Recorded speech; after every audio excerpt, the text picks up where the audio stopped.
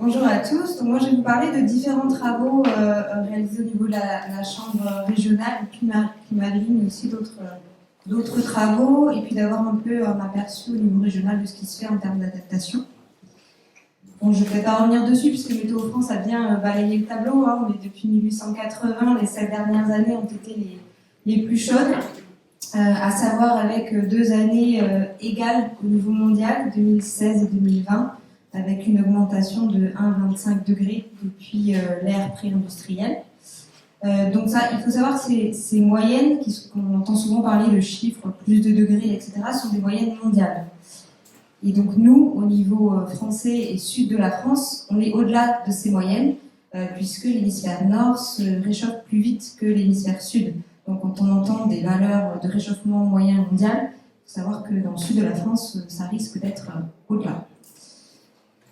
Donc, je vais vous présenter un petit peu Oracle. Donc, Oracle, c'est l'Observatoire régional sur l'agriculture et le changement climatique. Et donc, l'objectif, un petit peu, c'est de voir ce qui se passe en région, parce qu'on entend souvent des données au niveau mondial, et de prendre la mesure des évolutions en cours, et notamment des impacts que le changement climatique peut avoir sur les pratiques et les productions agricoles, avec un recul nécessaire pour pouvoir bien dégager des tendances. Donc, on se sert de données Météo France, donc c'est un petit peu ce qui vous a été présenté, pour étudier sur des stations localement l'évolution de différents paramètres climatiques et agroclimatiques. Bon, à gauche, vous avez l'évolution de la température, donc je ne vais pas revenir dessus, mais ce qui est quand même intéressant de voir, c'est l'accélération depuis 1980, ce qui a été dit. C'est sur un pas de temps très court qu'il est nécessaire de s'adapter, ce qui peut être assez compliqué quand on traite du vivant comme en agriculture. Et ce qui est aussi intéressant de voir sur ce graphique, c'est qu'on conserve, voire on augmente cette variabilité interannuelle qui peut aussi être un petit peu un casse-tête quand on traite du vivant, quand on a des années chaudes et des années froides, et qu'on ne sait pas ce que donnera l'année suivante, puisque les modèles climatiques donnent de grandes tendances, mais ils ne peuvent jamais prédire l'année suivante. Et puis à droite, c'est le nombre de jours échaudants, puisqu'on peut travailler sur des indicateurs climatiques, la pluie, la température, mais ce qui est intéressant pour l'agriculture, c'est de regarder un petit peu des indicateurs agroclimatiques, c'est-à-dire des indicateurs climatiques mais relus pour l'agricole. On va choisir des pas de temps et des seuils de température, par exemple, qui vont intéresser certaines productions agricoles. Ça peut être des optimums de croissance, thermique de croissance, etc. Donc là, vous avez le nombre de jours échaudants sur l'année. Donc on voit sans surprise qu'on obtient à Tarbes plus 34 jours échaudant, donc au-dessus de 25 degrés sur les 60 dernières années. Donc les impacts observés sur l'agriculture, ils sont nombreux. Des impacts sur les rendements, avec une stagnation, une diminution de l'augmentation des rendements, voire une réduction. Une augmentation de la pression parasitaire, avec derrière des diminutions de qualité. Un stress thermique plus important, donc avec l'évolution des températures et des périodes de jours sans pluie plus longues, donc des sécheresses plus importantes, et puis des évolutions de dates de semis, de récolte ou de vendange qui vont être plus précoces du fait de cycles culturaux plus courts. Donc vous avez le graphique en dessous là, de la pousse de l'herbe. Donc en vert, c'est ce qui est actuellement, et en rouge, c'est ce qui est attendu ou ce qui est en cours. Donc avec un décalage de cette pousse de l'herbe, une augmentation, un démarrage de la végétation plus tôt, plus précoce, un pic un petit peu plus important, fin d'hiver, début printemps, du fait de la concentration de CO2 dans l'atmosphère plus importante et donc une photosynthèse plus importante. Et puis un creux beaucoup plus fort l'été, par le deuxième hiver, et une repousse plus tardive de l'herbe. Si on regarde l'évolution des rendements, donc là dans les Hautes-Pyrénées, donc on va vers une stagnation. Donc, ce qui est constaté, c'est avant 1999, on avait une augmentation de 2,1 quintaux par hectare et par an, donc du fait notamment de l'accroissement génétique, mais aussi des progrès techniques et du développement de l'irrigation. Et après 1999, on a une baisse de cette augmentation qui va être inférieure donc, à l'accroissement génétique. Et donc ça, c'est dû d'une part à des progrès techniques un petit peu moins importants, et d'autre part, une part importante va être affectée au changement climatique. On a aussi la courbe, la même chose, mais avec le maïs grain irrigué et non irrigué. on observe la même chose, même s'il y a un apport d'eau, on a quand même une réduction d'augmentation des rendements. Bon, je ne vais pas vous représenter cette courbe, ça a été présenté par Météo France, mais ce que je voulais souligner, c'est que donc la messe est dite jusqu'en 2040. Pourquoi ? Parce que même si tout le monde a arrêté ses émissions de gaz à effet de serre aujourd'hui, l'augmentation de la température continuerait jusqu'à minima 2040. C'est un phénomène d'inertie thermique. C'est comme quand on éteint un chauffage dans une pièce, il continue de chauffer. Donc l'adaptation devra avoir lieu dans tous les cas, puisque d'ici le milieu de siècle, on aura cette augmentation de température. Et après, l'enjeu est pour plutôt la fin de siècle ou après 2040, pour savoir sur quel scénario on se place. Donc, je vais vous présenter rapidement un outil utilisé par les chambres d'agriculture qui s'appelle Climat 21 et qui permet de faire des projections d'indicateurs climatiques et agroclimatiques à horizon milieu de siècle et fin de siècle. Et ce qui est intéressant, c'est qu'on a des projections locales, puisque ce sont des mailles de 8 km sur 8 km, et on se base sur des données DRIAS, donc des données qui ont été présentées juste avant de la part de Météo France. Donc, ce sont les modèles du GIEC, et on travaillait avec Météo France. Et donc ça permet un peu d'étudier la faisabilité future des productions agricoles dans un contexte local, puisqu'on peut faire des projections à l'échelle de votre commune. Donc en Occitanie, il y a 10 chambres sur 13 chambres départementales qui se sont dotées de cet outil, dont la chambre des Hautes-Pyrénées. Donc juste pour vous montrer à quoi ça ressemble, donc c'est une projection qui a été faite ici de la température moyenne annuelle à Trie-sur-Baïse. Donc on voit l'année de référence, la période de référence 1976-2005, où on était à 12,4 degrés. En moyenne, sur 2021-2050, on passe à 13,6 et en fin de siècle, là, on atteint 14,8 en moyenne. Donc une année qui va être considérée plutôt comme chaude à la fin, sur l'année de référence, va être une année plutôt moyenne, voire froide en milieu de siècle. Donc ça, c'est un indicateur climatique et on peut retravailler ces indicateurs pour avoir accès à des indicateurs agroclimatiques avec par exemple le nombre de jours où la température va dépasser 32 degrés. Et on peut choisir des pas de temps. Donc là, c'est sur le mois de juin à septembre. Et donc cet indicateur est important pour voir comment est affectée la productivité du maïs, puisque 32 degrés, c'est l'optimum de croissance. Et donc on voit sur la période de référence 1967-2005, on était à 0. Et puis on passe à 2 jours en milieu de siècle, et puis à 9 jours. Mais ce qui est intéressant de regarder, c'est cette fameuse variabilité interannuelle, c'est-à-dire qu'en milieu de siècle, on peut quand même atteindre des années avec 35 jours supérieurs à 32 degrés sur ce pas de temps juin-septembre. Donc, ce qui peut quand même pas mal changer la donne. Donc un autre indicateur ici, mais je pense que c'est présenté dans la présentation suivante, donc je vais passer.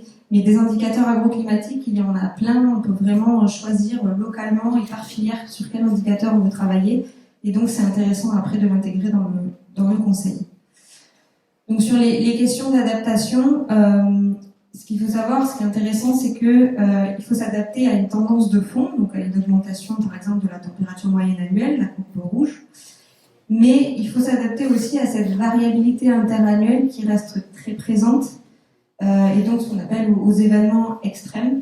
Et donc il faut s'adapter au final en permanence sur un pas de temps très court et pouvoir gagner en agilité, ce qui est quand même pas très facile quand on traite des productions agricoles.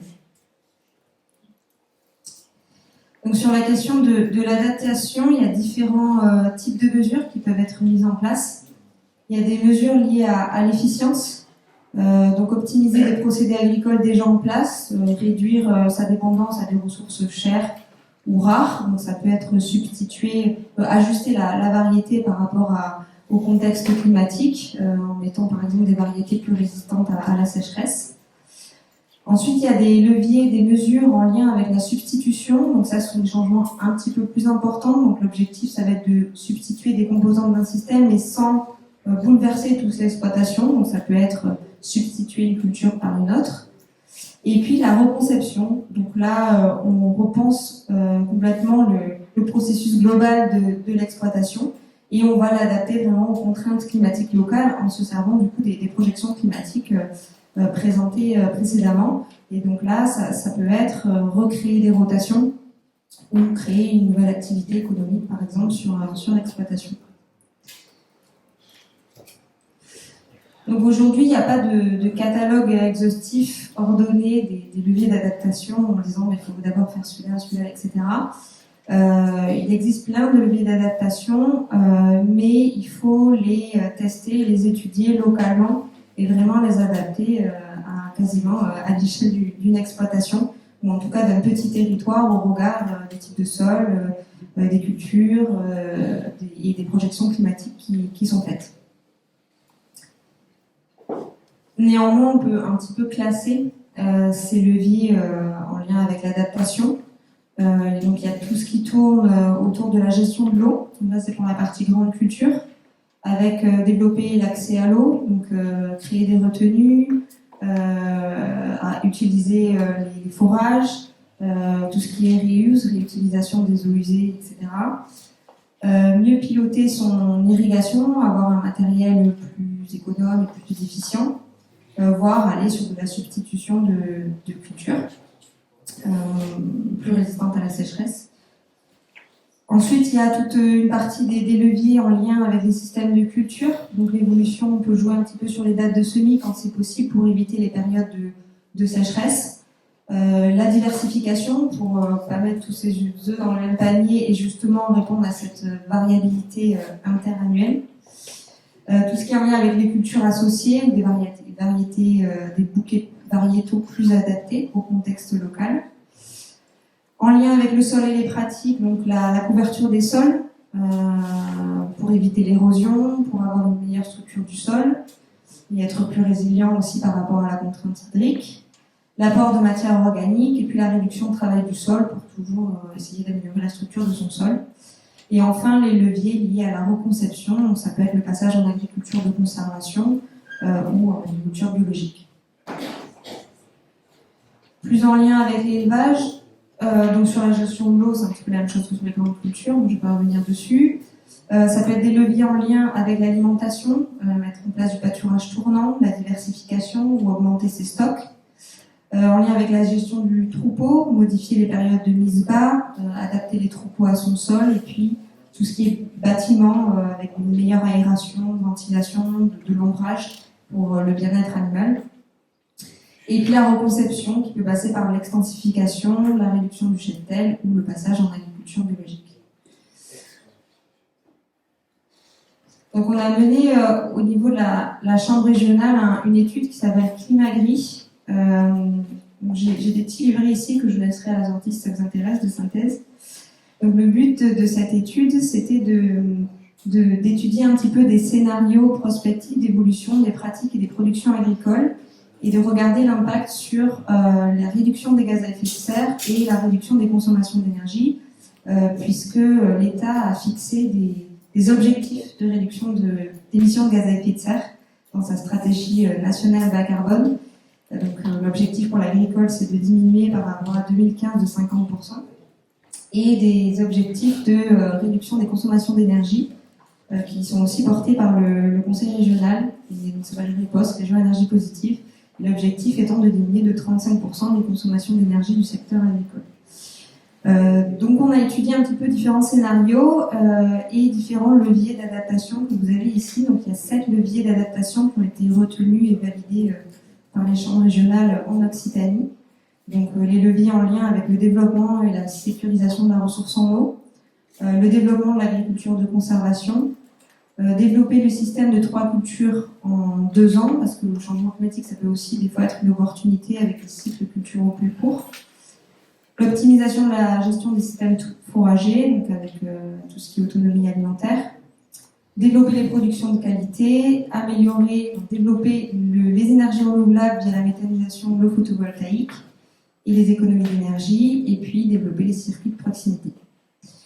Voilà, donc ces leviers ont été proposés et validés, et il y a un scénario qui a été mis en avant, qui s'appelle le scénario agriculture et productive et territorialisée. Donc vous avez tous les éléments dans ce petit livret où on détaille un petit peu quelles évolutions de production et de pratiques agricoles à horizon 2050 pour répondre aux différents enjeux climatiques et agricoles. Et enfin, pour faire un petit peu quelques exemples de projets en lien avec l'adaptation au changement climatique au niveau régional. Donc, c'est pas une liste exhaustive parce que des projets, vraiment, il y en a plein, portés par plein d'instituts de recherche technique, les chambres, etc. En lien avec l'élevage, vous avez un projet qui s'appelle Carpezo. Le but, c'est d'acquérir des références technico-économiques sur les métails et de mettre en place une application pour voir la valeur alimentaire, pour connaître directement la valeur alimentaire des métails. Donc là, il y a 3 chambres en Occitanie, l'Ariège, l'Aveyron et la Haute-Garonne qui font partie de ce projet.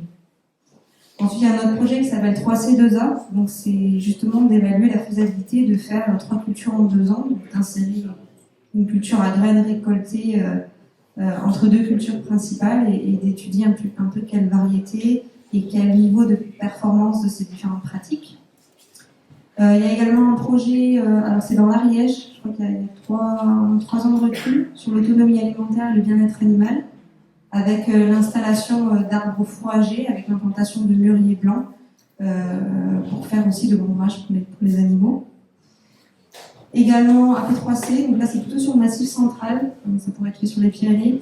Le but c'est d'étudier quels sont les leviers d'adaptation les plus pertinents par système et par territoire du Massif central.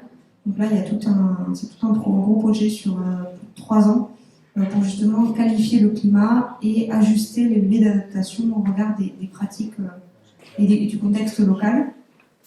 Et puis Batcool, c'est un projet qui vient juste d'être validé. Et l'objectif, c'est d'adapter les bâtiments d'élevage pour les petits ruminants au changement climatique en testant des solutions innovantes et en les utilisant après dans le conseil qui est fait aux agriculteurs. Voilà, c'est pas une liste exhaustive, il y en a plein, il y a des projets qui vous seront présentés, je crois, après. Donc là, juste pour terminer sur la partie adaptation, on a aussi l'atténuation. Donc chaque année, il y a 40 milliards de tonnes de CO2 qui sont émis. Et il y en a 50% qui vont se retrouver dans l'atmosphère, 25% qui vont être absorbés par les océans et 25% absorbés par la végétation pérenne et les sols. Et donc ces 3 compartiments sont quand même affectés différemment. Pour l'atmosphère, cette augmentation de CO2, c'est l'augmentation des gaz à effet de serre, et donc ça entraîne le changement climatique. Au niveau des océans, ça entraîne une acidification des océans et derrière une baisse de leur capacité à absorber. Donc à l'avenir, les océans vont absorber de moins en moins de CO2, donc ce qui va faire qu'une partie du CO2, de plus en plus de CO2 va se retrouver dans l'atmosphère. Et puis, pour la végétation pérenne et les sols, là, plutôt, ça va être ce qu'on appelle le stockage de carbone. Et ce stockage de carbone va dépendre de l'évolution du climat, mais aussi de l'affectation des sols. Sachant que la SNBC, alors c'est la stratégie nationale bas carbone, qui fixe les objectifs donc, de réduction de gaz à effet de serre et d'augmentation du stockage de carbone dont je vous ai parlé tout à l'heure, prévoit donc des objectifs assez forts pour tout ce qui est stockage de carbone, et c'est là où l'agriculture a un rôle important à jouer, puisque les sols agricoles sont vraiment des puits de carbone, mais ça va dépendre bien sûr des pratiques agricoles et de l'assolement, puisqu'un sol en vigne, en prairie, ou bien sûr un sol artificialisé, donc vraiment pas du tout stocké de la même manière. Et il faut savoir qu'actuellement on se développe de plus en plus, vous avez dû en entendre parler, des fameux crédits carbone. Donc c'est la rémunération qui est faite par rapport aux tonnes de CO2, donc aux tonnes de carbone stockées ou non émises, et qui peuvent être revendues sur différents marchés mondiaux plus locaux. Donc là, on a le label bas carbone qui est sorti il y a maintenant 2 ans, avec des appels à projets où les agriculteurs peuvent répondre et se faire rémunérer leur évolution de pratique. Donc ça ne rémunère pas l'existant, par contre, ça rémunère bien l'évolution de pratique. Vous avez également dans le plan de relance les bons diagnostics carbone, dont l'objectif c'est justement de faire un diagnostic sur l'empreinte carbone d'exploitation et un plan d'action sur 5 ans. Et vous avez aussi les PSE, les paiements pour services environnementaux, donc là qui rémunèrent par contre l'existant. Donc c'est pas tout à fait la même chose que le label bas carbone. Voilà, mais ça se développe de plus en plus avec la possibilité de pouvoir revendre ce carbone avec des pratiques vertueuses. Donc pour conclure, donc l'adaptation devra s'opérer, parce que comme je vous le disais, quel que soit le scénario, et comme Météo-France vous le disait, dans tous les cas, les évolutions climatiques vont se poursuivre à minima jusqu'au milieu du siècle.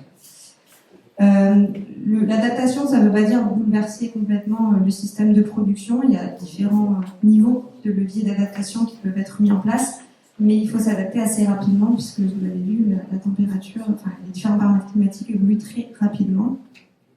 Mais il existe aujourd'hui différents outils, donc Climat 21, Oracle, etc., qui vont permettre de qualifier cet aléa climatique et de le mesurer afin d'anticiper les évolutions climatiques possibles pour voir quelles sont les solutions les plus adaptées localement. Il n'existe pas de levier unique d'adaptation, c'est une combinaison de plusieurs leviers qui vont faire que ça va amener de la résilience. Et enfin, l'agriculture a quand même un rôle très important à jouer sur la question du stockage de carbone, et c'est important que l'agriculture puisse s'en emparer. Voilà, vous avez les livrets Climaline, je vais vous laisser, et vous avez en téléchargement sur Internet les livrets Oracle. Donc c'est tout ce qui est évolution du climat passé, avec des données par département. Vous pouvez télécharger ça sur le site de la Chambre régionale. Merci.